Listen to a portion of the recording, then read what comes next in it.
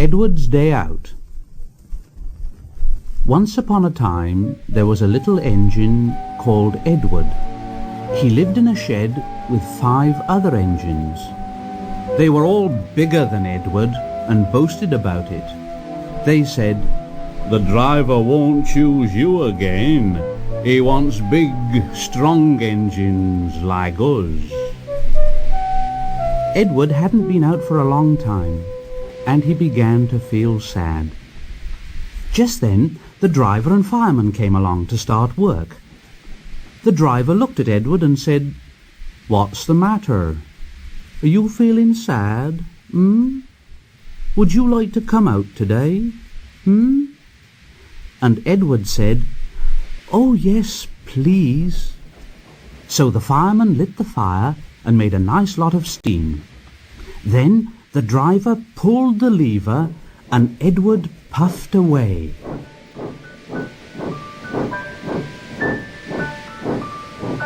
The other engines were very cross at being left behind, and away went Edward to get some coaches. At last Edward found the coaches, and they said, "Oh, please be careful, Edward. Don't bump and bang us like the other engines do." So Edward came up to the coaches very, very gently, and the shunter fastened the coupling. The coaches were very pleased. "Thank you, Edward. That was kind. We are glad you're taking us today."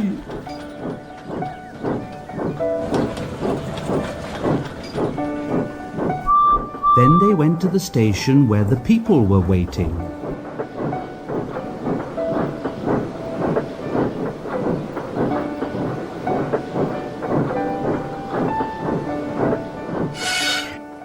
"Come along, get in quickly, please."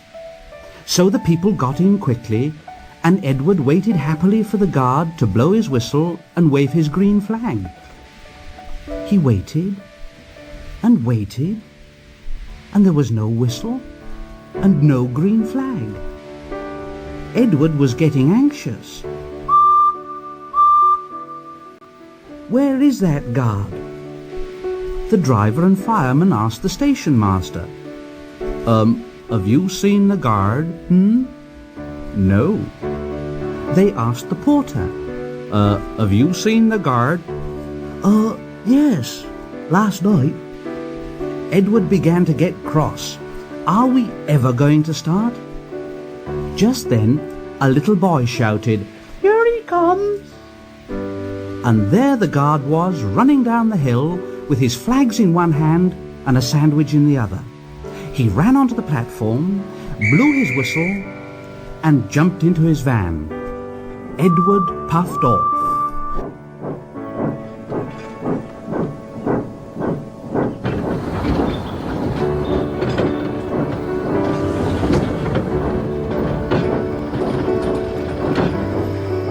He worked so hard that the driver promised to take him out again next day. And he told the other engines in the shed that night, "I'm going out again tomorrow. What do you think of that? But he didn't hear what they thought, for he was so tired and happy that he fell asleep at once.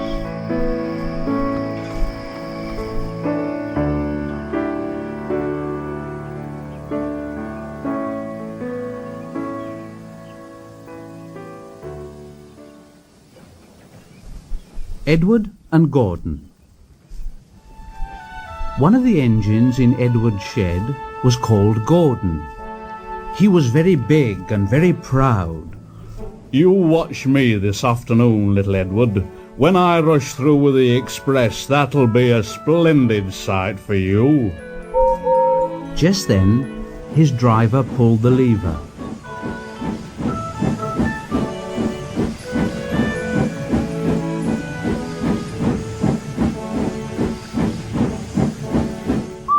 Edward went off too, to do some shunting.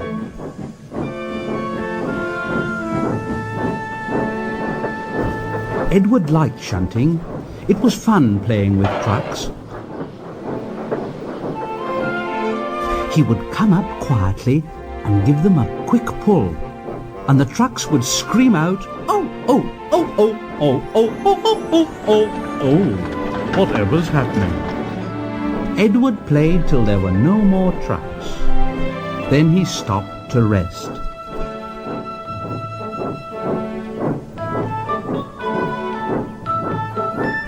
Presently, he heard a whistle, and Gordon came puffing along very slowly and very crossly. Instead of nice shining coaches, he was pulling a lot of very dirty coal trucks. He went slowly through with the trucks clattering and banging behind him.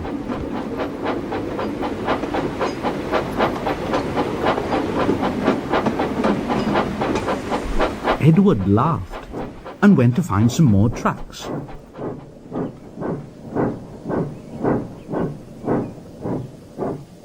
Soon afterwards, a porter came and spoke to Edward's driver. "Yeah, Gordon can't get up the hill. Will you take Edward and push him, please?"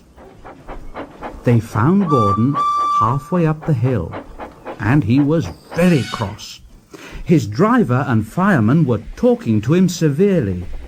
"You're not trying, Gordon. You're not trying at all." And Gordon said, I can't do it. I can't do it. The noisy trucks hold an engine back so. If there were coaches now, clean, sensible things that come quietly, that would be different. Edward's driver came up. "Here, we've come to push you." "Oh, it's no use at all." "Well, you wait and see." They brought the train back to the bottom of the hill.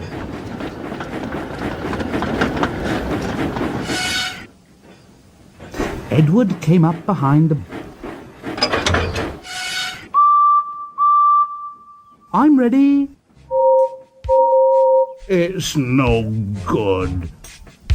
The guard blew his whistle, and they pulled and pushed as hard as they could.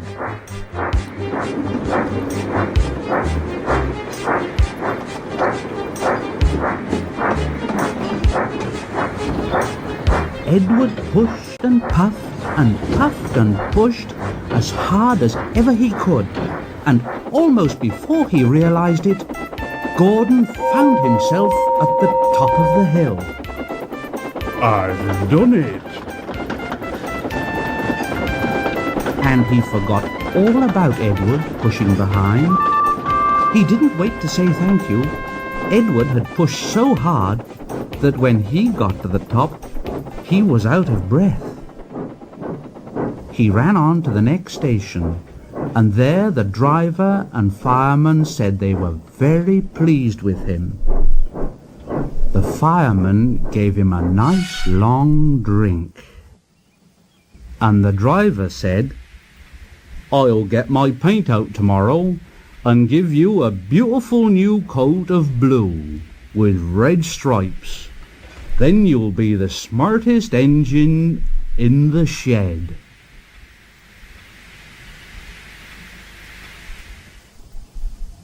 The sad story of Henry. Once an engine attached to a train was afraid of a few drops of rain.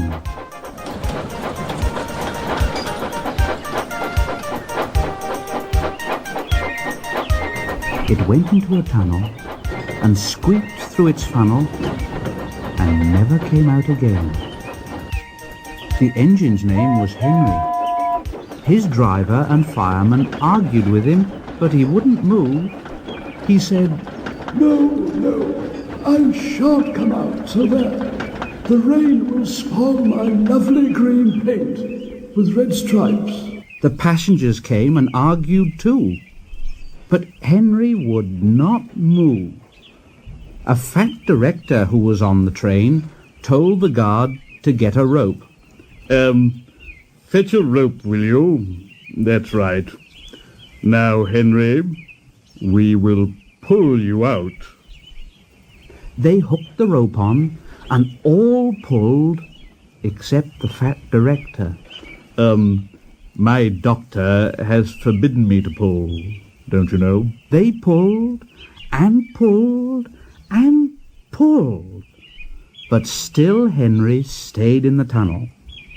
Then they tried pushing from the other end. The fat director said, 1, 2, 3, push! But he didn't help himself. He said, My doctor has forbidden me to push. They pushed and pushed and pushed, but still Henry stayed in the tunnel. At last, another train came. The guard waved his red flag and stopped it. The 2 engine drivers, the 2 firemen, went and argued with Henry. Look, Henry, it's stopped raining. Yes, but it'll begin again soon, and what will become of my green paint with red stripes then? So they brought the other engine up, and it pushed and puffed and puffed and pushed as hard as ever it could. But still Henry stayed in the tunnel. So they gave it up, and the fat director told Henry, We shall leave you there for always and always and always. And they built a big brick wall in front of Henry. Now Henry can't get out, and he watches the trains rushing through the new tunnel. He's very sad because no one will ever see his lovely green paint with red stripes again. But I think he deserved it, don't you? Edward, Gordon, and Henry. Edward and Gordon often went through the tunnel where Henry was shut up. Edward would say, "Hello," and Gordon would say, Serves you right. Poor Henry had no steam to answer. His fire had gone out. Soot and dirt from the tunnel roof had spoiled his lovely green paint and red stripes. He was cold and unhappy, and wanted to come out and pull trains too. Gordon always pulled the express. He was proud of being the only engine strong enough to do it. There were many heavy coaches full of important people like the fat director who punished Henry.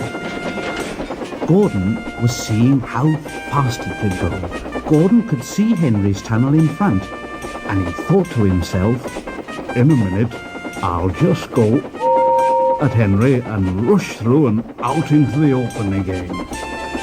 Closer and closer he came. He was almost there when Gordon was in a cloud of steam and going slower and slower. His driver stopped the train. Oh, what has happened to me? Oh, I feel so weak. And the driver said, "You've burst your safety valve. You can't pull the train any more." Oh, dear. And we were going so nicely, too. Look at Henry laughing at me.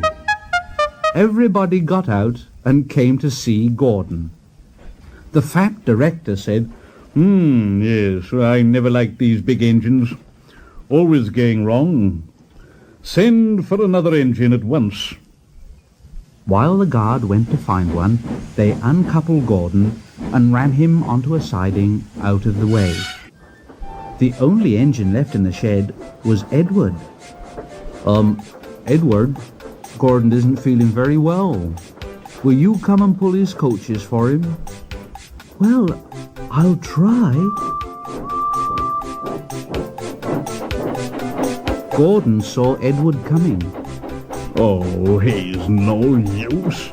Edward can't pull a train. Edward Puff and pulled and puff and pulled. But he couldn't move the heavy coaches. I told you so. Why not let Henry try, And the fat director said, All right, I will. Henry, will you help pull this train? And Henry was delighted. Oh, yes, certainly. Only too pleased. So Gordon's driver and fireman lit his fire, and when he had steam up, Henry puffed out.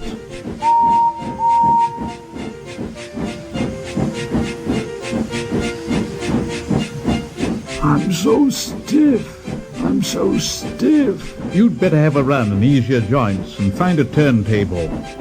Henry came back feeling much better, and they put him in front. Edward said, I'm ready. So am I. The heavy coaches jerked and began to move, slowly at first, then faster and faster.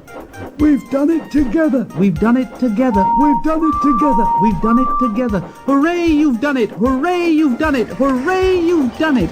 All the passengers were so excited, the fat director leaned out of the window to wave to Edward and Henry, but the train was going so fast that his hat blew off into a field where a goat ate it for his tea. They never stopped till they came to the big station at the end of the line. The passengers all got out and said thank you, and the fat director promised Henry a new coat of paint. Would you like blue and red? Oh, yes, please. Then I'll be like Edward and Gordon. That will be nice.